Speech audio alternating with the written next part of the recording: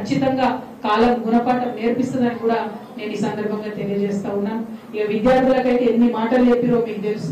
Job calendar ఎక్కడుందో అడగాలి. కనీసం చిన్న పిల్లలకైతే బువ్వ పెట్టలేని పరిస్థితులలో, మంచి ఆహారం పెట్టలేనటువంటి పరిస్థితుల్లో ఈ ప్రభుత్వం ఉన్నది. కాంగ్రెస్ పార్టీ ప్రభుత్వం చేస్తున్నటువంటి తప్పులను తెలంగాణ సమాజం చూస్తున్నది. తప్పకుండా తప్పులు ఒకనాడు నిండుతాయి. శిశుపాలను కూడా 100 తప్పులు అయ్యేంత వరకు వెయిట్ చేసి చూసింది కాలం. ఆ తర్వాత క్షమించలేదు. కాంగ్రెస్ పార్టీ కూడా రాబోయే రోజులలో అదే జరగబోతా ఉన్నది. ఇవాళ బీసీల విషయంలో చూసినట్టయితే ఈ ప్రభుత్వం ఏం చేస్తుందో చూస్తున్నారు మీరు.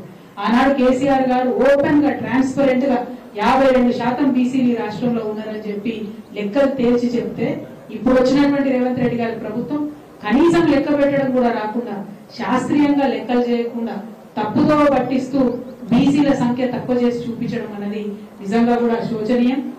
ఒక పక్క ఇదే తప్పు లెక్కలు తీసుకొని రాహుల్ గాంధీ గారు పార్లమెంటును తప్పుదో పెట్టే విషయంగా వారు మాట్లాడుతున్నటువంటి సందర్భాన్ని కూడా చూస్తున్నాం. ఇవన్నీ సంవత్సరంన్నర నుంచి బీసీ సంఘాలు అందరు కలిసి కొట్లాడుతూ ఉంటే ఇవాళ బీసీలకు సంబంధించి కులగణన పెట్టాల్సినటువంటి పరిస్థితి ప్రభుత్వానికి వచ్చింది. ఇప్పుడు ఒక కీలక దశలో ఉన్నాం. కులగణన చేసినామని చెప్తున్నారు. సరే, తప్పో ఒప్పో 46% ఉన్నాము. నువ్వు మాట ఏమి ఇచ్చినావు? 42% మేము రిజర్వేషన్ చేస్తాను. మొన్న అసెంబ్లీ పిలిచింది. మరి పిలిచినప్పుడు డైరెక్ట్ గా 42%కి బిల్లు పెట్టాలి కదా. బిల్లు పెట్టకుండా మళ్ళా ఒక స్టేట్మెంట్ అన్నారు. ఓకే, కులగణన ఇంతమందికి ఇంతమంది ఉన్నారు అన్నావు. మరి కులాల వారీగా వివరాలు ఇవ్వడానికి ఈ ప్రభుత్వానికి ఎందుకు భయం అవుతున్నది? బీసీలు 46% ఉంటే అందులో పద్మశాలీలు ఎంతమంది ఉన్నారు, మున్నూరు కాపులు ఎంతమంది ఉన్నారు, ముదిరాజులు ఎంతమంది ఉన్నారు, లెక్కలు బయట పెట్టు కదా. అవి బయట పెట్టకుండా ఎందుకు మభ్య పెట్టేటటువంటి ప్రయత్నం ఈ ప్రభుత్వం చేస్తుందో మేము ఇవాళ డిమాండ్ చేస్తా ఉన్నాం. ఇవన్నీ ఇట్లా జరుగుతుంటే ఇక రాబోయే కాలంలో మనం బిల్లు పెడితే కూడా కోర్టులలో ఆపేటటువంటి పరిస్థితి ఉంటుంది. ఇప్పుడు కోర్టులో కూడా ఎటువంటి లీగల్ ఇబ్బందులు లేకుండా బీసీ బిల్లు పాస్ చేయాల్సినటువంటి బాధ్యత ప్రభుత్వానికి ఉంది. ఇటువంటి కీలక దశలో నేను ఏం చేస్తుంది ప్రభుత్వం? పొన్నం ప్రభాకర్ గారి ఆధ్వర్యంలో బీసీ సంఘాల నాయకులందరూ కూడా పిలిచారు మీటింగ్. నేను అనుకున్నా, అరే ప్రభుత్వం ఒక ముందడుగు వేసింది. బీసీ సంఘ నాయకులు పాపం 30 ఏళ్ల నుంచి కొట్లాడుతున్నారు. ఆర్ కృష్ణయ్య గారు లాంటి వారు, వక్లాభరణం కృష్ణమోహన్ గారు బీసీ కమిషన్ చైర్మన్ గా వేసింది. అటువంటి పెద్ద పెద్ద నాయకులందరినీ పిలిస్తే పోనీ ప్రభుత్వం ఒక ముందడుగు వేసింది, బిల్లు మీద చర్చ చేస్తుందేమో అనుకున్నాం. ఏం లేదు. ముఖ్యమంత్రి గారికి కనీసం మా మీటింగ్ ఉన్నట్టు కూడా తెలిసినట్టు మాకు అనిపిస్తలేదు. యాక్చువల్ గా అయితే ఈ టైంలో బీసీ ప్రజలందరూ ఆందోళనలో ఉన్నారు, మా సంఖ్య తగ్గిందని భయపడుతున్నటువంటి సమయంలో ముఖ్యమంత్రి గారే డైరెక్ట్ గా మీటింగ్ పెట్టాలి. ఎందుకు సమయం లేదు ఆయనకు? ఇప్పటికి 31 సార్లు ఢిల్లీకి పోవచ్చింది ముఖ్యమంత్రి గారు. కానీ జనాభాలో సగం ఉన్నటువంటి బీసీల గురించి కనీసం మీటింగ్ పెట్టే తీరిక ఈ ముఖ్యమంత్రి గారికి లేకపోవడం నిజంగా శోచనీయం. ముఖ్యమంత్రి గారు నిన్న మీటింగ్ లో లేరు. పోనీ కనీసం ఈ లెక్క కులగణన చేసినటువంటి కేబినెట్ సబ్ కమిటీకి చైర్మన్ ఉత్తమ్ కుమార్ రెడ్డి గారు, ఆయన మీటింగ్ లో లేరు. ఈ లెక్కలన్నింటినీ కులగణన చేసినటువంటి అధికారులు సందీప్ శాండిల్య గారు, ఆయన మీటింగ్ లో లేరు.